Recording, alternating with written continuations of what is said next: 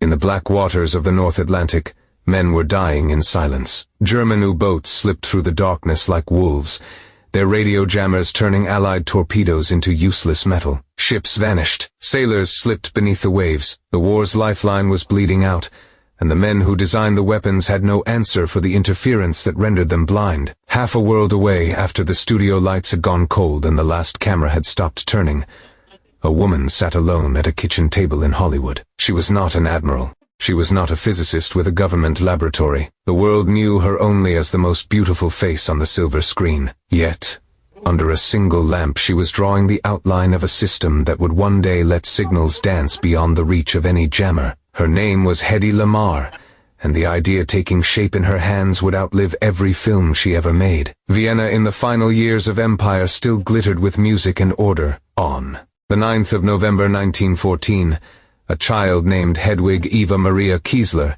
entered a cultured Jewish household of quiet prosperity. Her father directed a bank with measured authority. Her mother filled the rooms with the disciplined beauty of the piano. From the first years, the girl possessed a dual nature that would never fully reconcile itself with the world's expectations. People noticed her face, already striking enough to stop strangers on the street. But her father noticed something rarer. On long walks through the city, he explained the hidden machinery of modern life. The current that ran through overhead wires, the logic of engines, the invisible paths electricity traveled. She did not merely listen. She pressed for the next layer of explanation, the reason behind the reason. At 5, she dismantled a music box. Every tiny gear and spring was laid out on the carpet in careful order. She studied the arrangement, then restored it until the melody returned. Her parents watched in silence. The child was not content to admire surfaces. In school, she gravitated towards science and the clean satisfaction of systems that worked. At the same time, the stage called to her with equal force. Performance offered another kind of power, the ability to hold an audience with presence alone. 2 impulses lived inside her: the desire to understand how the world was built, and the desire to step into its center and be seen. By her late teens, the second impulse had taken the lead. She appeared in plays, then in films. In 1933, at 18, she starred in a picture that sent scandal racing across Europe. Fame arrived overnight,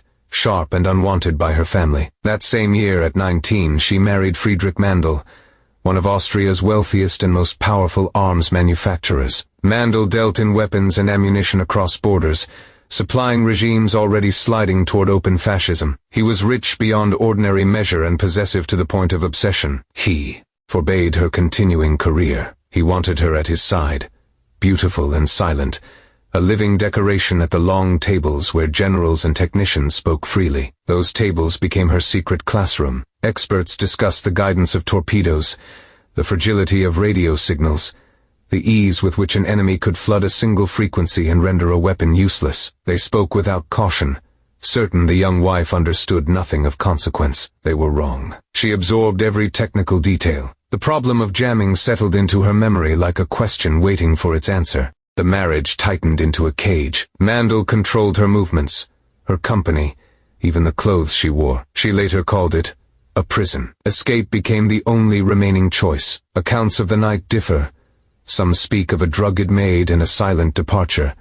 Others of a quieter exit during a social gathering. What is certain is that she left Austria, reached London, and there, in a hotel lobby, encountered Louis B., mayor of MGM. He offered a contract on one condition: a name that American audiences would accept. Hedwig Kiesler became Hedy Lamarr. A new identity was sealed. She arrived in Hollywood in 1938 and rose with almost violent speed. Her first American film made her a sensation. Audiences could not look away. The press declared her the most beautiful woman in the world. She worked opposite the era's leading men, photographed endlessly, celebrated for elegance that seemed effortless. Yet the roles were hollow. She stood in exquisite gowns and delivered lines that required no thought. Interviewers asked about her hair, her wardrobe, her beauty secrets. No one asked what she thought about anything beyond the surface. She once observed that any girl could be glamorous.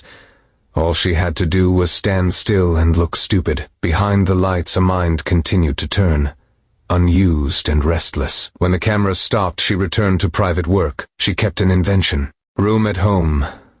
filled with sketches and half-formed designs. She improved a traffic signal system. She created a tablet that dissolved in water to produce a flavored drink. Ideas arrived constantly. Then the war she had fled crossed the ocean. German submarines were destroying Allied shipping with terrifying efficiency. Thousands of sailors were dying in the cold Atlantic. Hedy, who had left Europe just ahead of the darkness, felt the urgency in her bones. She remembered the conversations in Mandel's dining room, the talk of radio, guided weapons, and the simplicity of jamming. A solution began to form. What if the controlling signal never remained on one frequency? What if it leapt rapidly from channel to channel in a pattern known only to the transmitter and the receiver? An enemy trying to jam the transmission would always be chasing a moving target. She called the concept frequency hopping. The elegance was clear.